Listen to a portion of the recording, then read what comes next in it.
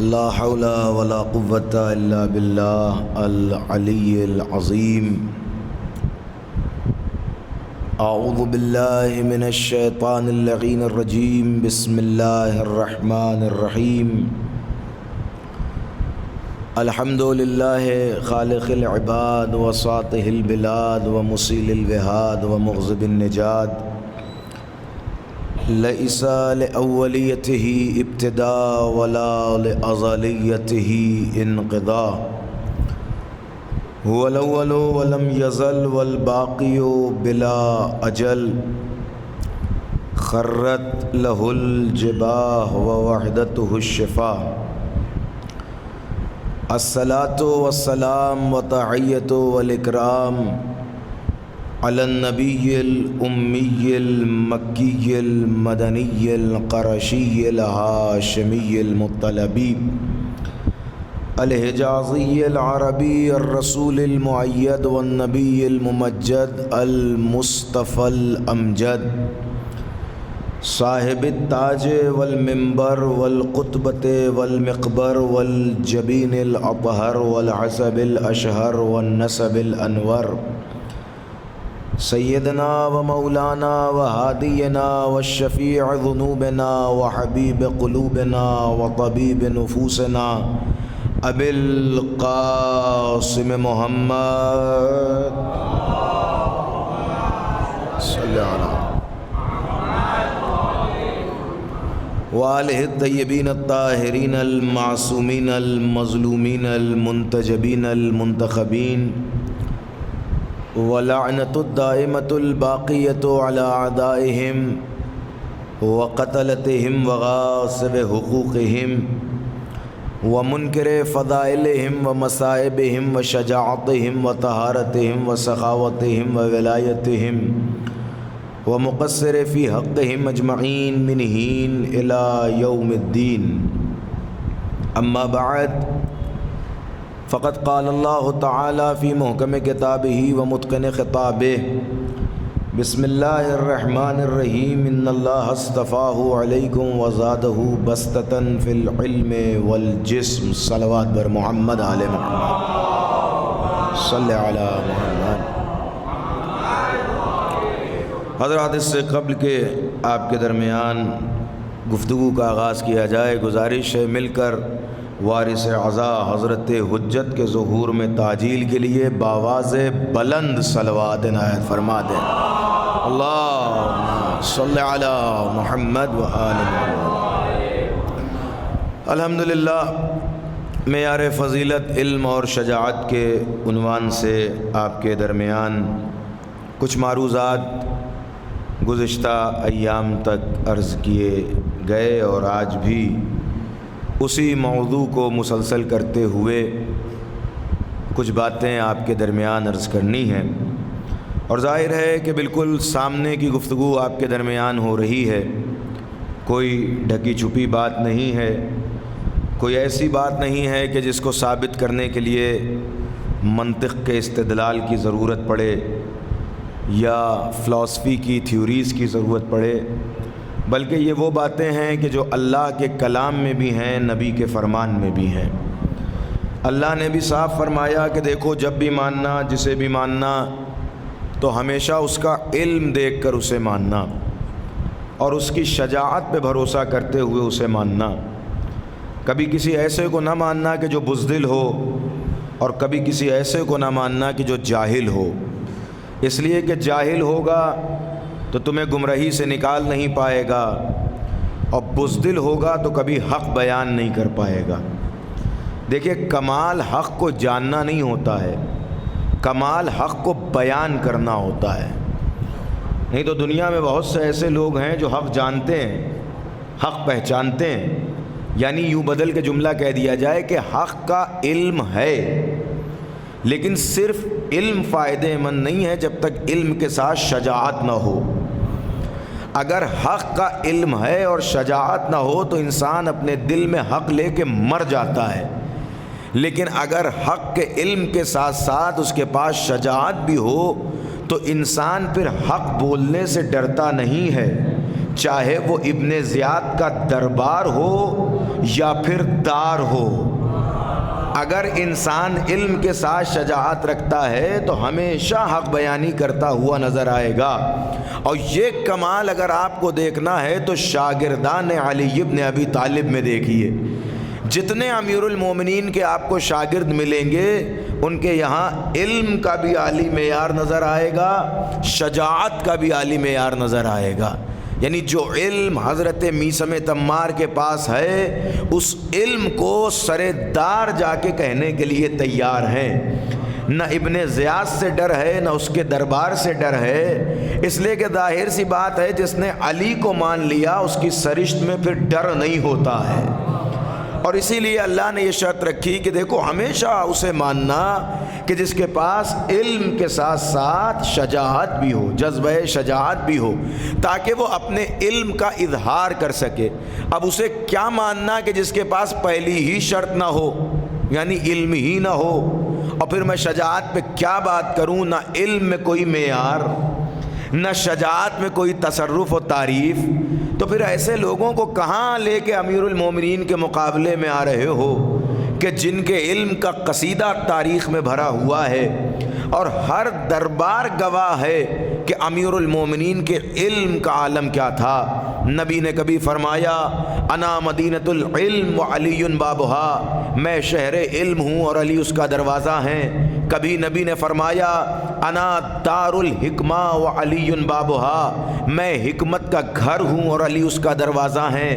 کبھی نبی نے فرمایا ان علی اعلم الناس، علی لوگوں میں سب سے زیادہ عالم ہیں۔ کبھی فرمایا ان علی عدل الناس، علی لوگوں میں سب سے زیادہ عادل ہیں۔ کبھی پیغمبر نے فرمایا کہ اللہ نے ہر کتاب کا علم علی کو عطا کیا۔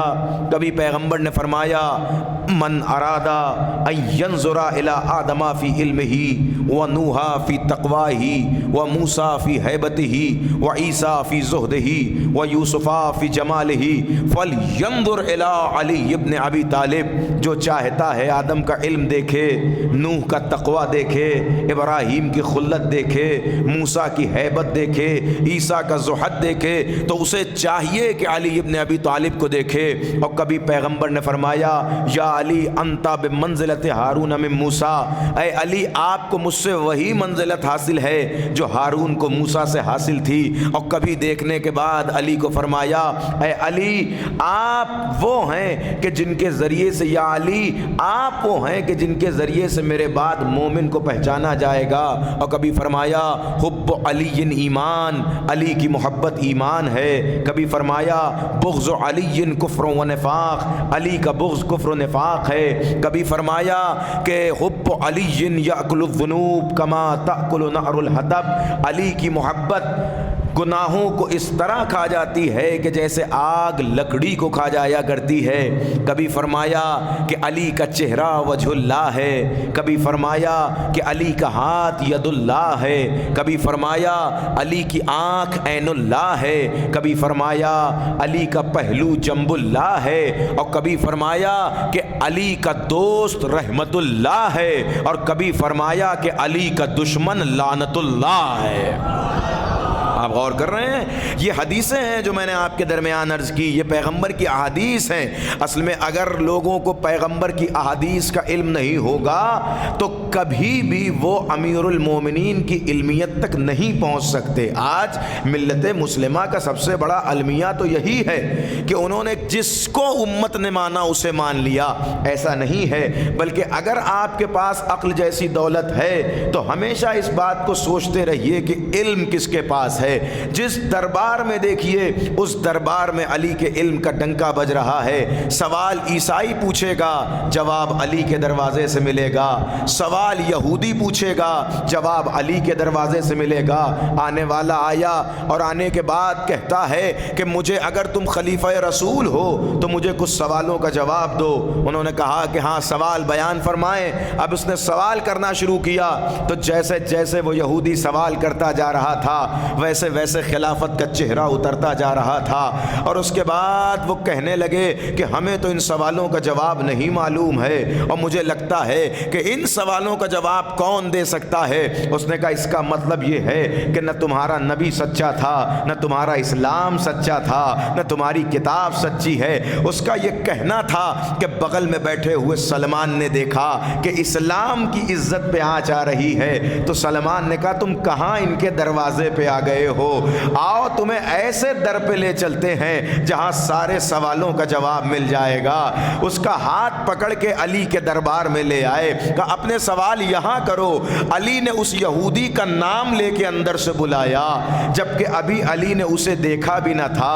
اس نے باہر سے سنا، کہا وہ کون شخص اندر بیٹھا ہے جو میرا نام بھی جانتا ہے؟ جب وہ اندر پہنچا تو علی نے کہا میں صرف تیرا نام نہیں جانتا، تیرا سوال بھی جانتا ہوں کہ تو کیا سوال کرنے آیا ہے۔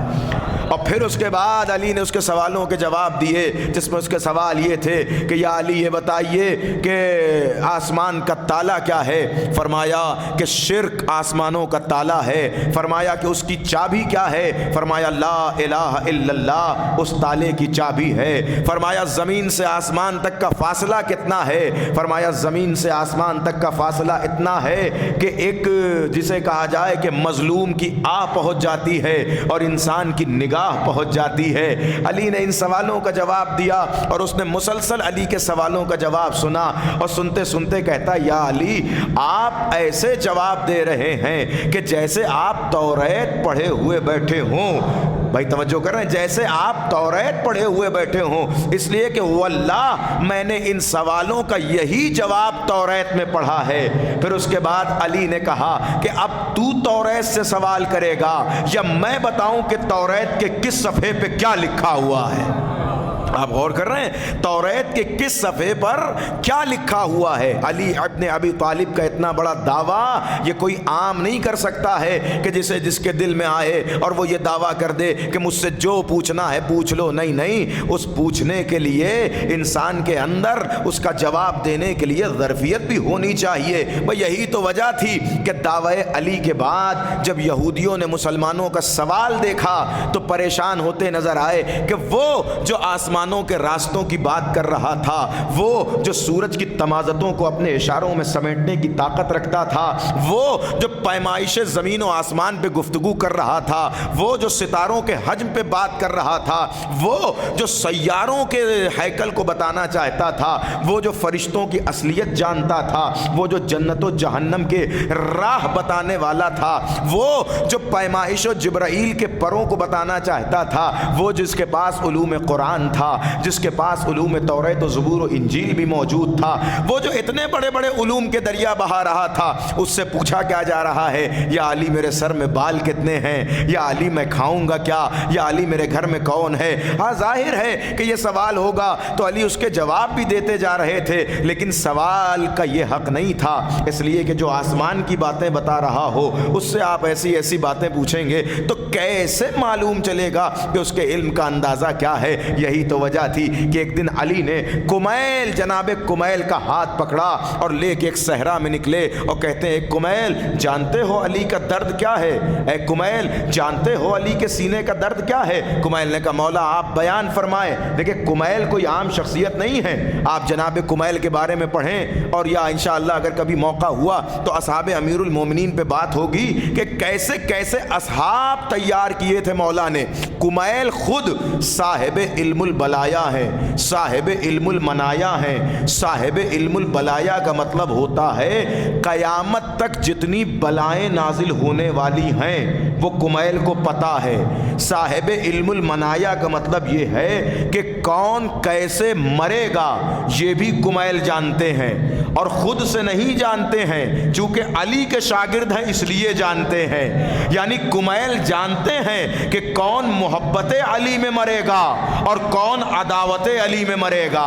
کمیل جانتے ہیں کہ کون رحمت کی طرف جائے گا اور کون عذاب کی طرف جائے گا۔ کمیل جانتے ہیں کہ کون شہادت کی موت مرے گا اور کون ہلاکت کی موت مرے گا۔ ایک صلوات پڑھیں ذرا محمد علی محمد کی ذات پر۔ محمد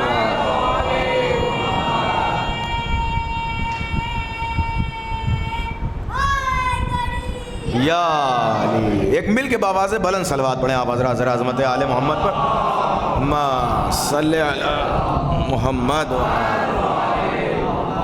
توجہ کیجئے گا. تو کمیل خود اتنے بڑے عالم ہیں اور علی ان کا ہاتھ پکڑ کے لے جا کے ایک صحرا میں کہہ رہے ہیں اے کمیل تمہیں پتا ہے علی کے درد دل کیا ہیں, علی کس بات کا درد رکھتے ہیں دل میں؟ مولا فرمائے, علی نے فرمایا ہونا علم جمع, یہاں علی کے سینے میں پورا علم اتار دیا گیا ہے. لیکن اے کمیل میں اس علم کو بتاؤں کسے؟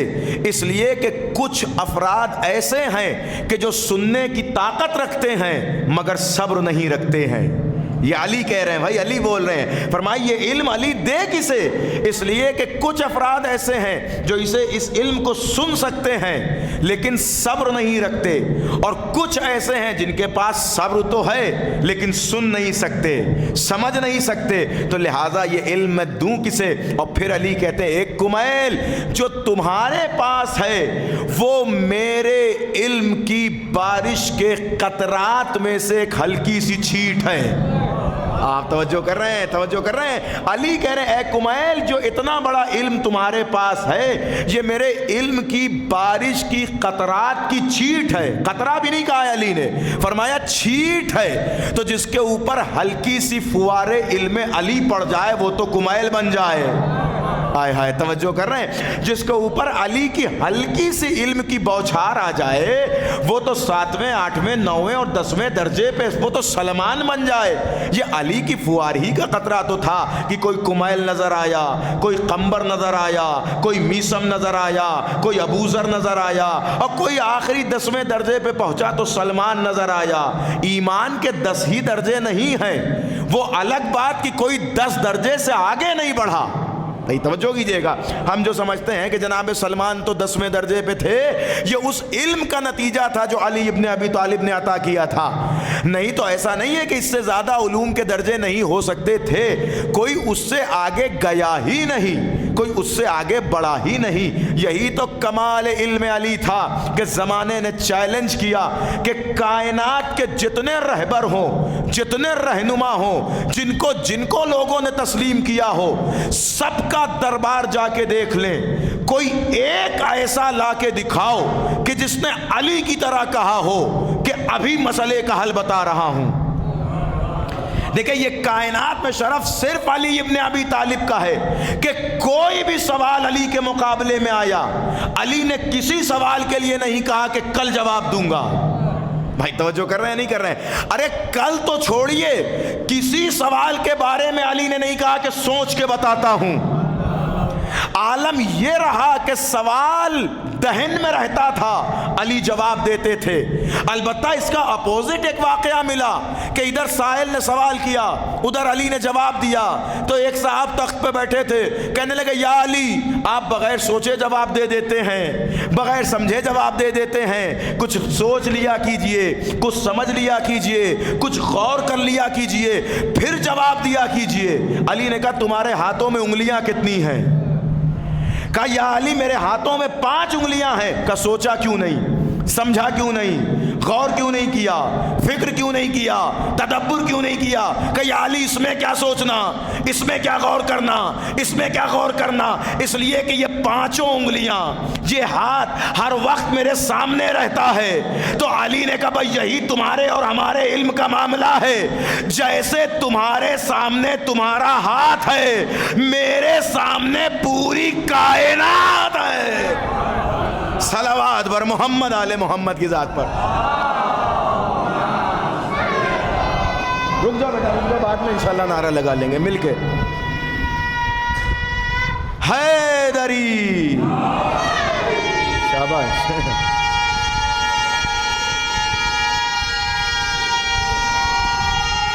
سلام.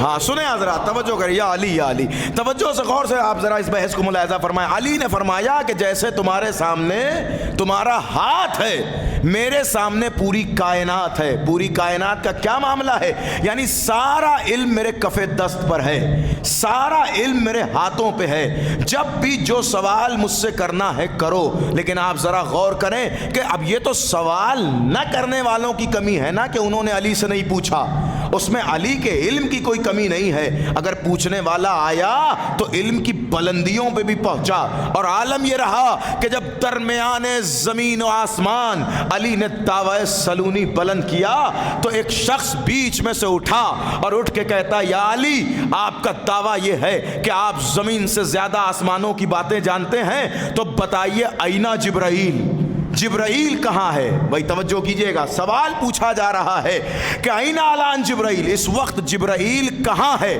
علی نے دائیں جانب دیکھا، بائیں جانب دیکھا، آگے کی طرف دیکھا، پیچھے کی طرف دیکھا، آسمانوں کی بلندی کی طرف دیکھا، زمین کے آخری عمق تک دیکھا، اور دیکھنے کے بعد کہا انتا جبرائیل، تو ہی جبرائیل ہے۔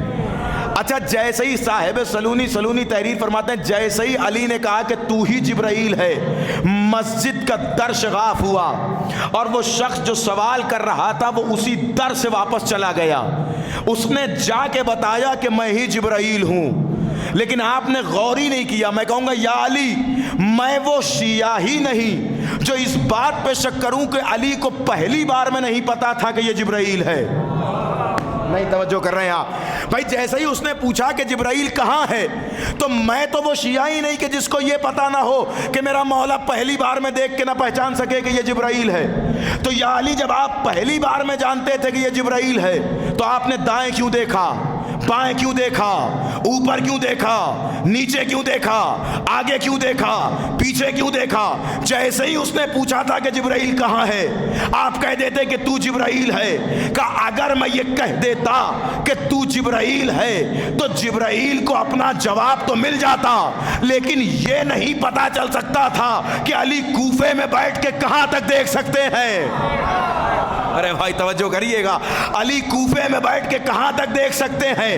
میں نے دائیں بائیں اس لیے دیکھا، اوپر نیچے اس لیے دیکھا، آگے پیچھے اس لیے دیکھا تاکہ زمانے کو وسعت نگاہ علی کا اندازہ ہو جائے کہ علی کوفے کے منبر سے مشرق کی آخری حد تک دیکھ سکتے ہیں، مغرب کی آخری حد تک دیکھ سکتے ہیں، آسمانوں کے اوپر دیکھ سکتے ہیں، زمینوں کے نیچے دیکھ سکتے ہیں، اپنے دائیں جانب پہ دیکھ سکتے ہیں، بائیں جانب بھی دیکھ سکتے ہیں۔ اب زمانہ یہ سوال نہ کرے کہ بھائی آپ مصیبت میں یہاں پڑتے ہیں، علی کو پکارتے ہیں، علی تو نجف میں ہوتے ہیں۔ ارے جو علی کوفے کے منبر سے آسمانوں کی بلندیوں کو دیکھ سکتا ہے وہ نجف میں بیٹھ کے ہمیں بھی دیکھ سکتا ہے۔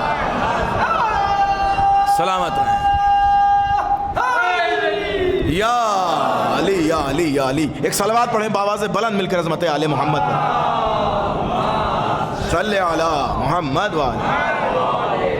یا علی آپ کو ادھر ادھر دیکھنے کی کیا ضرورت تھی؟ بتایا یہ میری وسعت نظری ہے، یہ میری نگاہوں کی طاقت ہے کہ میں یہاں سے بیٹھ کر وہاں تک دیکھ سکتا ہوں۔ اور یہی تو وجہ تھی کہ ایک صاحب کو دعوی علی پہ شک تھا، تو وہ شام سے، توجہ کیجئے گا، شام سے کوفے میں داخل ہوئے کہ آؤ دیکھیں کہ علی کی نگاہ کتنی تیز ہے۔ اور کوفے میں آنے کے بعد انہوں نے علی کے سپاہیوں کا لباس پہنا، اور لباس پہن کے علی کے دربار میں علی کی مسجد میں داخل ہوئے۔ مسجد میں آنے کے بعد کہتے ہیں کہ یا علی، میں نے آپ کے علم کا بڑا جلوہ سنا ہے، میں چاہتا ہوں کہ آپ سے کچھ سوال کروں۔ علی نے کہا کہ تم کوفے والوں میں سے ہو یا کوفے کے علاوہ کسی شہر سے ہو؟ اس نے کہا یا علی میں تو کوفے والوں میں سے ہوں۔ علی نے مسکرا کے کہا کہ علی والوں کا لباس پہن کے علی کو دھوکہ نہیں دے سکتے۔ توجہ توجہ، علی والوں کا لباس پہن کے، اس کا مطلب اس دور میں بھی ایسے لوگ تھے کہ جو علی والوں کا لباس پہن کے دھوکہ دینے کے لیے آ جاتے تھے۔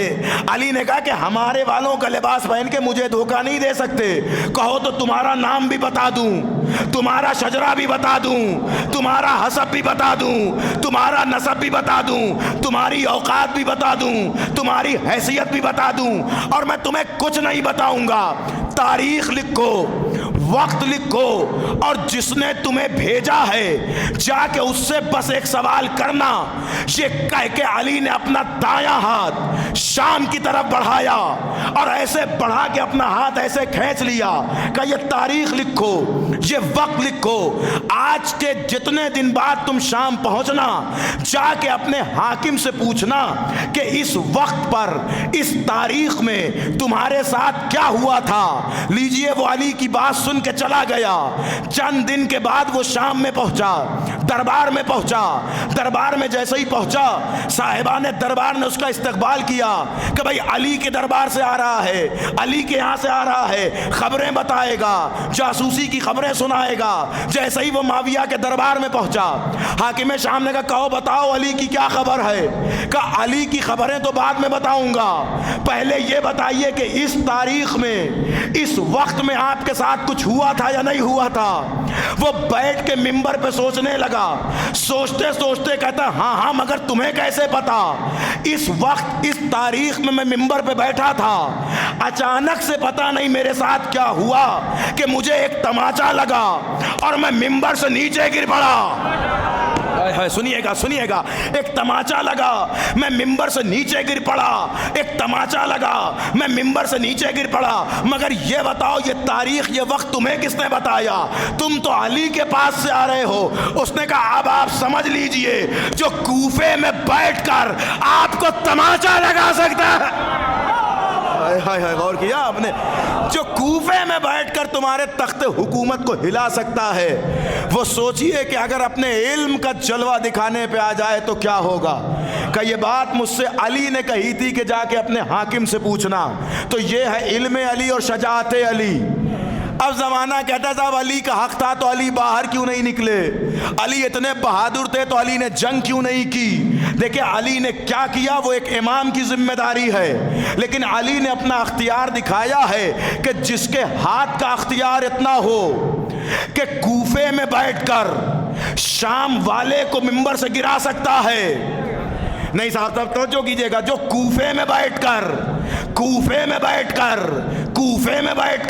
زمانہ ہم سے یہی تو کہتا ہے نا کہ آپ ہندوستان میں بیٹھے ہیں، یہاں کیسے علی کی مدد کے لیے آ جائیں گے؟ کوئی وہاں بیٹھا ہے، وہاں علی کیسے مدد کے لیے چلے جائیں گے؟ کوئی ادھر بیٹھا ہے، ایک ہی وقت میں ادھر علی مدد کے لیے کیسے چلے جائیں گے؟ ارے جو کوفے میں بیٹھ کر شام کے دشمن پہ وار کر سکتا ہے، وہ نجف میں بیٹھ کر اپنے شیعوں کو بھی بچا سکتا ہے۔ اچھا یہ ایک بڑا مسئلہ ہے کہ صاحب شام کوفے میں علی ہیں، نجف میں علی ہیں، وہ کیسے آپ کو بچا لیتے ہیں؟ اچھا چلیے ایک آدمی کو بچا لیں تو بچا لیں، نہ جانے کروڑوں شیعہ ایک ہی وقت میں کتنے لوگ علی کو بلا رہے ہیں، تو ایک علی ایک وقت میں اتنی جگہ کیسے پہنچ جا رہے ہیں؟ صاحب ہندوستان میں بھی آ رہے ہیں، پاکستان میں بھی علی کو بلایا جا رہا ہے، وہ ادھر لندن میں بھی مولا کو آواز دی جا رہی ہے۔ بھائی دنیا کا کون سا گوشہ ایسا ہے جہاں علی کو نہ بلایا جائے؟ بھائی ہر جگہ علی کو بلایا جا رہا ہے، تو ایک علی ہر جگہ کیسے پہنچ جا رہے ہیں؟ تو دیکھیے علی صرف علی نہیں ہے، علی نور بھی ہیں، اور نور کی کوئی حد نہیں ہوتی ہے۔ ایک ہلکی سی مثال آپ کے اذہان کے حوالے کر دوں تاکہ بات واضح ہو جائے۔ بھائی علی نور ہیں اور اللہ کا نور ہیں۔ اگر آپ ایک ہلکی سی مثال لینا چاہیں مجازی نور کی تو سورج، بھائی سورج بھی نور ہے۔ سورج اپنی عروج پر اور کمال پر جب نکلتا ہے اور وقت زوال ہوتا ہے تو آپ ہر گھر کے صحن سے دیکھیں، ہر گھر کی چھت سے دیکھیں تو ایسا لگتا ہے کہ جیسے سورج ہمارے یہاں موجود ہے۔ بھائی ہے یا نہیں ہے؟ آپ غور کر رہے ہیں یا نہیں کر رہے ہیں؟ بھائی میں نے اپنے گھر سے دیکھا، لگا سورج ہمارے آنگن میں ہے، ہمارے پڑوسی نے دیکھا، اسے لگا سورج اس کے آنگن میں ہے، تیسرے مکان والے نے دیکھا، اسے لگا سورج اس کے آنگن میں ہے۔ تو جہاں جہاں سورج خود کو دکھا رہا ہے، ہر گھر یہ سمجھ رہا ہے کہ سورج ہمارے پاس ہے، لیکن سورج کسی کے گھر میں نہیں ہے، اپنے مقام پہ موجود ہے۔ مگر سورج نور مجازی ہوتے ہوئے اتنا کمال رکھتا ہے کہ اپنی جگہ پہ ہوتے ہوئے ہر گھر میں برابر نظر آ رہا ہے۔ ارے صاحب غور کیا یا نہیں کیا آپ نے؟ ہر گھر میں برابر نظر آ رہا ہے۔ آپ کو اپنے گھر سے بھی پورا سورج دکھائی دے گا، بغل والے کو بھی پورا سورج دکھائی دے گا، اس کے بغل والے کو بھی پورا سورج دکھائی دے گا۔ تو جب ایک سورج اپنی جگہ پہ ہوتے ہوئے ہر گھر گھر میں پہنچ سکتا ہے تو سورج کو پلٹانے والے کا کیا یہ اختیار نہیں ہوگا؟ اگر وہ چاہے تو اپنے مقام پہ ہوتے ہوئے ہر شخص کو بچا سکتا ہے، اور بچا رہا ہے اور مدد کر رہا ہے۔ لہٰذا کبھی اس بات پہ اعتراض نہیں کرنا چاہیے۔ آج تک زمانہ علم علی سے مدد حاصل کر رہا ہے، آج تک زمانہ، وہ الگ بات ہے کہ زمانے نے پہچانا ہی نہیں کہ معرفت علوی کیا ہے۔ اور کون پہچانے گا کہ علم علی کیا ہے؟ ابھی علم بلال سمجھ میں نہ آیا، علم قمبر سمجھ میں نہ آیا، علم مالک اشتر سمجھ میں نہ آیا، علم ابو ذر سمجھ میں نہ آیا، اور زمانہ علم علی کو پہچاننے چلا ہے۔ بھائی اتنا سمجھ لو کہ تمام علوم کا احاطہ جس کے ہاتھوں میں ہو اسے علی کہتے ہیں، تمام علوم نبوی کے بیان کرنے والے کو علی کہتے ہیں۔ ہر دور کا، اور دیکھیں بہت توجہ کیجئے گا، مسئلہ یہی ہوتا ہے کہ ہم اپنی چھوٹی سی عقل لے کر بڑے سے علم کو سمجھنے چلے ہیں۔ ارے بھائی پہلے ہم ان چھوٹی چھوٹی چیزوں کو سمجھیں، اس کے بعد سمجھ میں آئے گا کہ جسے اللہ نے اپنا علم ظاہر کرنے کے لیے دنیا میں بھیجا ہو۔ دیکھیں سارا مسئلہ ہی یہی ہے کہ ہم نے جب بھی دیکھا تو آل محمد کو اللہ سے الگ کر کے دیکھا۔ دیکھیں آل محمد اور ہم میں یہی فرق ہے کہ علی علم الہی کو ہم کو سکھانے آئے ہیں، علم الہی ہمیں بتانے آئے ہیں۔ چونکہ اللہ ہم تک نہیں آ سکتا اور ہم اللہ تک نہیں جا سکتے، وہ تو الگ بات ہے کہ ہماری دعائیں اس کے حضور پہنچ رہی ہیں۔ وسیلہ علی ابن ابی طالب کے طفیل، لہٰذا اللہ نے یہ انتظام کیا کہ اپنی صفات کو ان کے ذریعے ظاہر کیا جائے۔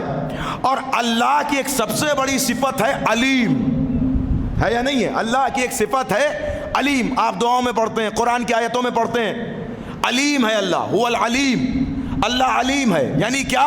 یعنی اس کا علم ذاتی ہے، تو بے شک اس کے علم کے جیسا کسی کا علم نہیں، لیکن کوئی تو زمین پہ ہو جو اس کے علم کی نشاندہی کرائے، اس کے علم کے بارے میں بتائے کہ اس کا علم کیسا ہے۔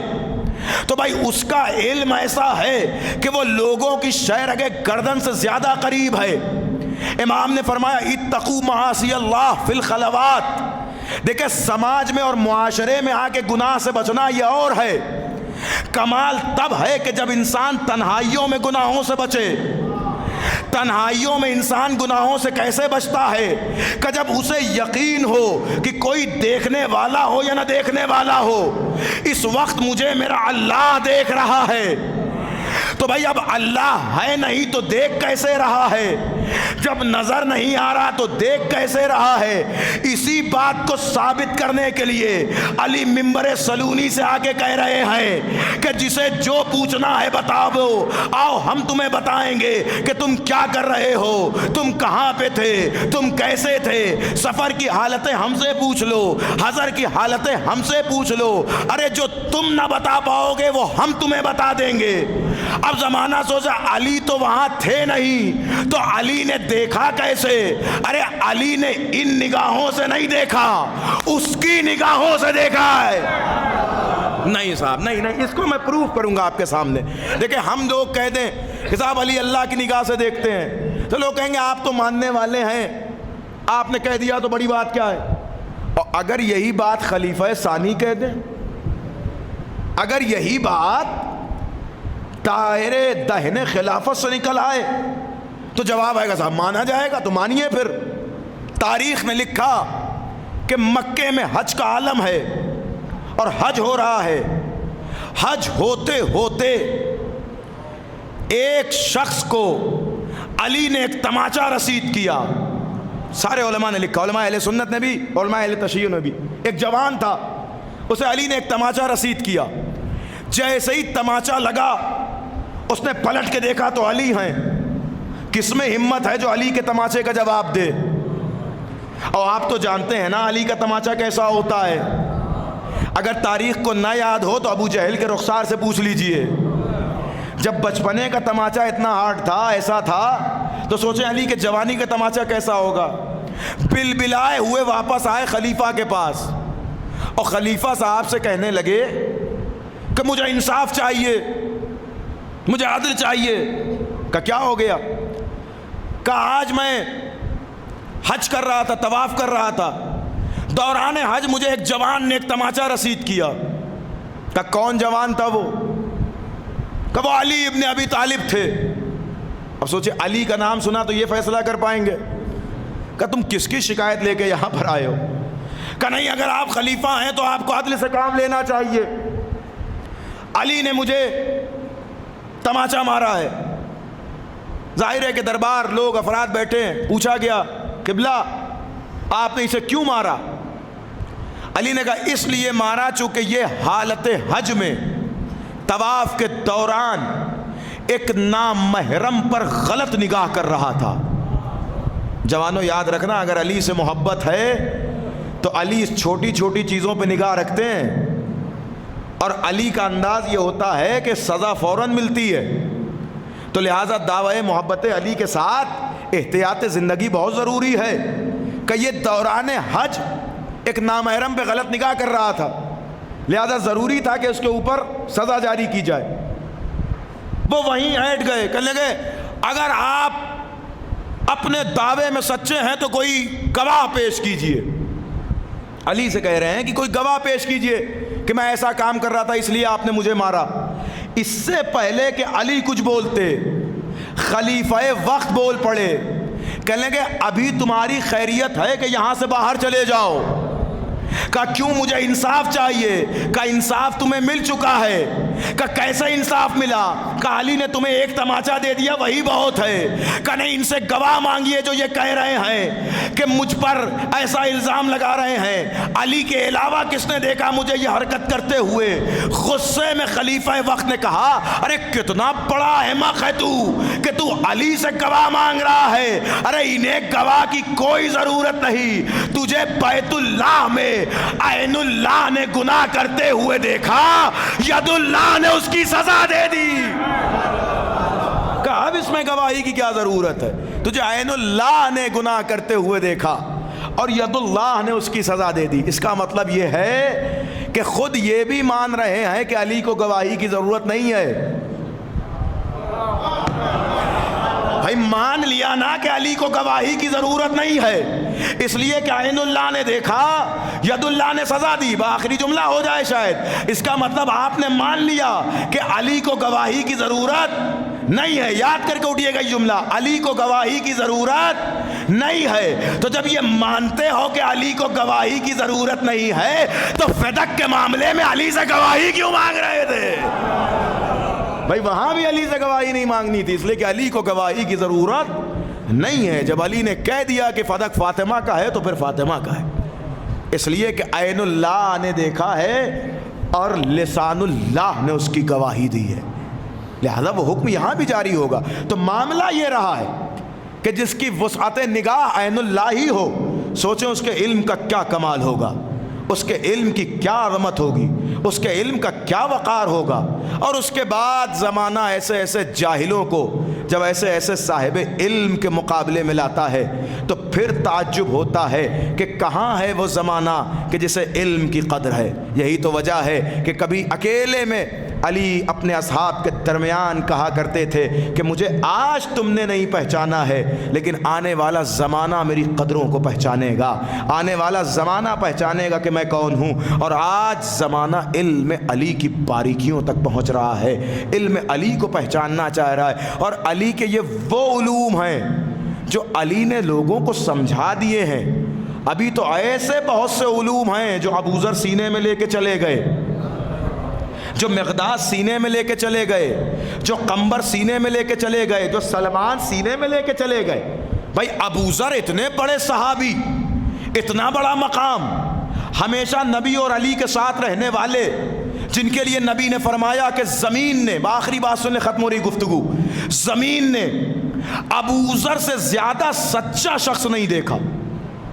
اتنے بڑے صحابی رسول ہیں ابو ذر۔ سنیے علم علی کا عالم کیا ہے۔ ابو ذر مسجد سے باہر آ رہے تھے اور ایک صاحب مسجد کے اندر جانے والے تھے، لمبے قد کے چھوٹی فکر کے صاحب مسجد کے اندر جانے والے تھے۔ تو ہوتا ہے نا جب کوئی سامنے والا آتا ہوا دکھتا ہے تو مجھ سے پوچھتے ہیں مسجد میں کون کون بیٹھا ہوا ہے، معلومات کے لیے کون کون بیٹھا ہے۔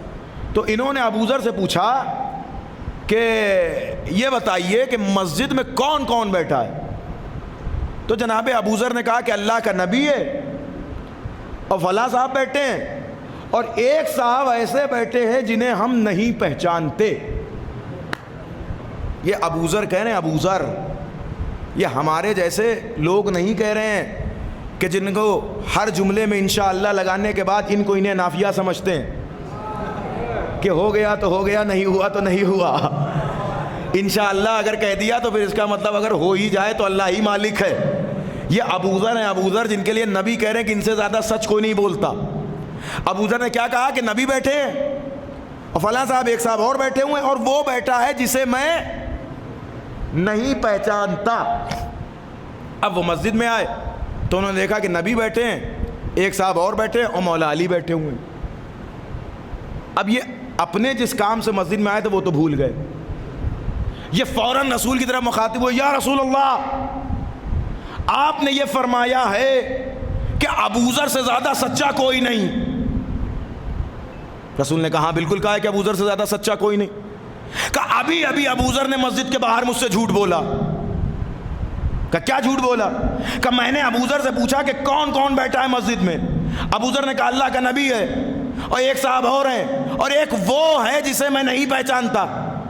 تو کیا ابو ذر علی کو نہیں پہچانتے؟ اس لیے کہ مسجد میں علی بیٹھے ہیں اور ایک صاحب اور بیٹھے ہوئے ہیں اور آپ بیٹھے ہوئے ہیں۔ ابو ذر آپ تینوں کو جانتے ہیں، لیکن آپ کے لیے کہا کہ اللہ کا نبی بیٹھا ہے، فلاں صاحب کا نام لے کے کہا کہ وہ بیٹھے ہیں، اور مولا علی کو تو ابو ذر جانتے ہیں، لیکن کیا کہا کہ ایک وہ بیٹھا ہے جسے میں نہیں پہچانتا۔ نبی نے مسکراتے ہوئے کہا کہ تو پھر مسئلہ کیا ہے؟ کہ مسئلہ یہ ہے کہ آپ نے کہا کہ ابو ذر جھوٹ نہیں بولتے، آپ اللہ کے نبی ہیں، آپ جھوٹ نہیں بولتے۔ تو آپ نے کہا ابو ذر جھوٹ نہیں بولتے تو نہیں بولتے، لیکن ابو ذر نے ابھی مسجد کے باہر مجھ سے جھوٹ بولا۔ نبی نے مسکراتے ہوئے کہا جس کا معاملہ ہے اسے بلا کے لاؤ۔ لیکن نبی نے ایک بات اور سکھائی کہ جس کی بات ہو اسی سے پوچھو، ادھر کی بات ادھر لے کے نہ جاؤ۔ لیکن ہوتا یہ ہے کہ جس کی بات ہوتی اس سے نہیں پوچھنی ہے، پڑوسی سے پوچھ رہے ہیں۔ بھائی پڑوسی کو کیا پتا کہ کس نے کس وے میں کہا ہے، جس کی بات ہے اس سے پوچھا جائے۔ ابو ذر کو بلا کے لایا گیا، صاحب پکڑ کے لے کے آئے کہ یا رسول اللہ پوچھیے ابو ذر سے۔ کہا ابو ذر تم نے ان سے کیا کہا؟ کہ انہوں نے مسجد کے باہر مجھ سے پوچھا کہ مسجد میں کون ہے، میں نے کہا اللہ کا نبی ہے اور وہ شخص بیٹھا ہے جسے میں نہیں پہچانتا۔ پلٹ کے کہنے کے دیکھا رسول اللہ ابو ذر نے جھوٹ کہا نا، کیا ابو ذر علی کو نہیں پہچانتے؟ مجھ سے صاف ابو ذر کہہ سکتے تھے کہ مسجد میں نبی بیٹھے ہیں اور علی بیٹھے ہیں۔ ابو ذر نے کہا وہ بیٹھا ہے جسے میں نہیں پہچانتا۔ ابو ذر نے کہا یا رسول اللہ بالکل میں نے کہا، اور میں نے جو کہا وہ آپ کے کہنے کے مطابق کہا، اس لیے کہ ابھی کچھ دن پہلے آپ ہی نے کہا ہے کہ یا علی تجھے کسی نے نہیں پہچانا سوائے میرے اور خدا کے، سوائے میرے اور خدا کے تجھے کسی نے نہ پہچانا۔ تو جب میں نے علی کو پہچانا ہی نہیں ہے تو میں کیسے کہہ دوں کہ میں علی کو پہچانتا ہوں؟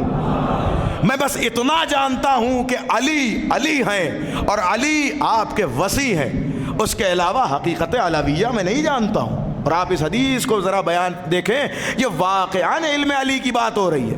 ابو طالب کے بیٹے ہیں، پیغمبر کے وصی ہیں، یہ کون مدینے میں نہیں جانتا؟ لیکن نبی کہہ رہے ہیں یا علی آپ کو کسی نے نہیں پہچانا سوائے میرے اور خدا کے، خدا کو کسی نے نہیں پہچانا سوائے میرے اور علی کے۔ مجھے بھی کسی نے نہیں پہچانا سوائے علی کے اور خدا کے۔ آپ دیکھ رہے ہیں معرفت انہی 3 لوگوں میں تقسیم ہوئی ہے، اور نبی کہنے کسی نے نہیں پہچانا تو یعنی کسی نے نہیں پہچانا، اس کا مطلب نبی خود بتا کے جا رہے ہیں کہ جتنا ہم بتا رہے ہیں اتنا پہچاننے کی کوشش کرنا، جتنا ہم تمہیں سمجھا رہے ہیں اتنا سمجھنے کی کوشش کرنا، نہیں تو اس کے علاوہ تمہیں کچھ سمجھ میں نہیں آئے گا۔ لہذا معرفت علویہ کو علم کی روشنی میں دیکھنے کی کوشش کی جائے۔ جاہلوں کو نہیں سمجھ میں آئے گا کہ ذات علویہ کیا ہے، یا جسے کہا جائے کہ جن کا رشتہ ابو جہلوں سے ہے، وہ کیسے سمجھیں کہ امیر المومنین کی ذات علمیت کیا ہے۔ اور قرآن کہہ رہا ہے کہ ہمیشہ اسے تسلیم کرو کہ جس کے علم کا پیمانہ عالی ہو، جس کا علم زیادہ ہو، جس کا علم علم لدنی ہو، جس کا علم علم الہی ہو۔ اور یہ حدیث معرفت اسی چیز کی طرف دعوت دے رہی ہے اور اسی چیز کو سمجھا رہی ہے کہ علم الہی تمہارے سمجھنے کی بات نہیں ہے، علم الہی تم نہیں سمجھ سکتے۔ جب ابوذر جیسا بغل میں بیٹھنے والا کہہ رہا ہے کہ میں نہیں سمجھ پایا، میں نہیں پہچان پایا، تو آج ہم یہ دعویٰ کرتے ہیں کہ بہت ہو گیا مولا علی کا ذکر، اب کیا ضرورت ہے ذکر علی کرنے کی۔ کہ صاحب کہاں ہو گیا مولا علی کا ذکر؟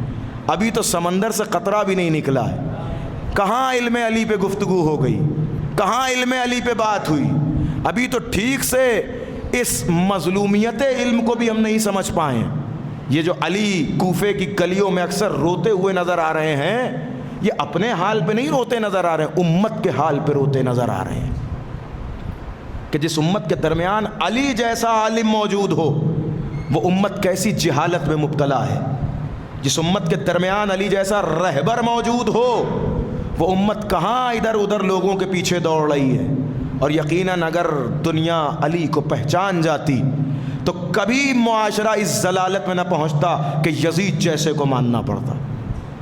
آپ توجہ کیجئے، ختم کی میں نے آج کی گفتگو، یزید جیسے کو ماننا یہ سزا ہے علی ابن ابی طالب کو چھوڑنے کی۔ زمانہ جب جب علی ابن ابی طالب کو چھوڑے گا کسی یزید جیسے کو ماننا پڑے گا۔ آپ محسوس کریں کہ حسین ابن علی کے ہوتے ہوئے زمانہ یزید کی طرف جا رہا ہے، اس کا کیا مطلب ہے؟ اس کا مطلب یہ ہے کہ تم نے ان علوم کے دریا کو دیکھا ہی نہیں کہ جو علی اور اولاد علی نے بہائے تھے۔ اگر علم سے تعلق ہوتا تو کبھی یزید اور یزید کے باپ کی جھوٹی کہانیوں میں انسان الجھ کے نہ رہتا۔ لیکن یہ تو دیکھیں ظرفیت کی بات ہے اور عقل حجت ہے، جو اپنی عقل کے ذریعے سے اپنی حجت کو تلاش کرے گا وہ یقیناً علم علی تک پہنچے گا، اور جو علم علی تک پہنچا وہ علی ابن ابی طالب تک پہنچے گا، اور علی ابن ابی طالب تک پہنچنے والا ہی خدا تک پہنچتا ہے۔ ارباب عزا، یہ دشمنی علی تھی کہ جو کربلا میں سامنے آئی ہے۔ آپ پوچھیں، جب پوچھا حسین ابن علی نے کہ تم مجھے کیوں قتل کرنا چاہتے ہو، کیوں قتل کرنا چاہتے ہو مجھے، آواز آئی بغضا لابیک، آپ کے بابا کے بغض میں آپ کو قتل کیا جا رہا ہے۔ تو یہ کون سا بغض تھا؟ انسان کو ہمیشہ بغض و حسد اس سے ہوتا ہے جس نے کسی کا کچھ بگاڑا ہو، جس نے کسی کو کچھ نقصان پہنچایا ہو۔ آج تک آپ نے سنا کہ کبھی علی اور اولاد علی نے کسی کو نقصان پہنچایا ہے؟ آج تک آپ نے سنا کہ امیر المومنین کی ذات سے کسی کو نقصان پہنچا ہے؟ حد تو یہ ہے کہ جب شمر ملعون سامنے پڑا ہے تو علی حسین کے ہاتھوں سے پانی پلوا رہے ہیں۔ پڑھیے گا تاریخ، شمر ملعون کو حسین ابن علی کے ہاتھوں پانی پلوایا تھا۔ کیوں؟ یہ ہے اطمینان اور صبر کی دلیل، اور روتے جا رہے ہیں۔ حسین ابن علی پانی پلا رہے ہیں مشکیزہ کھول کے، اور علی روتے جا رہے ہیں۔ اصحاب نے پوچھا کہ یا علی رو کیوں رہے ہیں؟ فرمایا آج میرا بیٹا جسے پانی پلا رہا ہے، کچھ دن کے بعد یہی شخص میرے بیٹے کو پیاسا ذبح کرے گا۔ اصحاب نے تلوار نکال لی، یا علی کہیے تو قتل کر دے گا۔ نہیں نہیں، ہمارے یہاں جرم سے پہلے سزا دینے کا رواج نہیں ہے، ہم جرم سے پہلے سزا نہیں دیتے۔ اللہ اکبر، یہ ہے علم علی۔ نہ جانے کتنے مناظر علی کے سامنے، حسین ابن علی سے تو ایک خاص انسیت ہے نا. زہرا وصیت کر کے گئی ہیں کہ یا علی میرے حسین کا خیال رکھیے گا. تو اب علی مسلسل حسین ابن علی پہ نگاہ رکھے ہوئے. مقتل کا فقرہ ہے کہ ایک دن کوفے میں اصحاب امیر المومنین بیٹھے تھے اور حسین ابن علی بھی تھے اور چھوٹے سے ابوالفضل العباس بھی بیٹھے ہوئے تھے. چھوٹے سے ابوالفضل العباس. حسین ابن علی کچھ کلام کر رہے تھے. امیر المومنین نے کہا تھا. کلام کرتے کرتے مولا کے ہونٹ سوکھنے لگے. مولا کا سوکھا ہوا ہونٹ دیکھ کر, حسین ابن علی کا سوکھا ہوا ہونٹ دیکھ کر علی نے قمبر سے کہا, قمبر جاؤ ذرا تھوڑا پانی حسین کے لیے لے آؤ. مقتل کا فقرہ ہے کہ ابھی قمبر اٹھتے اتنے میں عباس اٹھے اور اٹھ کر اماں کے پاس گئے اور روتے ہوئے اماں کے پاس پہنچے اور اماں سے جا کے کہتے ہیں, اے اماں میں حسین کا سقہ ہوں یا نہیں ہوں؟ اماں مجھے آپ نے ہمیشہ بتایا ہے کہ آقا حسین کی خدمت میں پانی لے کے جانا, یہ گھر کی تربیت ہے ارباب ازا. جب جب حسین کو پیاس لگتی ہے تو ماں عباس کے ہاتھوں پانی بھیجواتی ہے. آقا میں حسین کا سقہ ہوں یا نہیں ہوں؟ اماں میں حسین کا سقہ ہوں یا نہیں ہوں؟ ہاں میرے لال تم حسین کے سقہ ہو, تم حسین کو پانی پلاتے ہو. روتے ہوئے عباس کہتے ہیں, اے اماں جان پتہ ہے ابھی مسجد میں کیا ہوا؟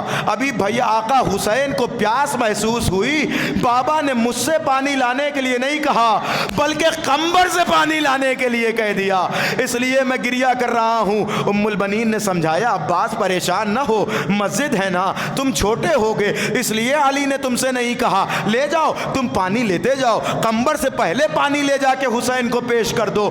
ماں نے عباس کو پانی دیا.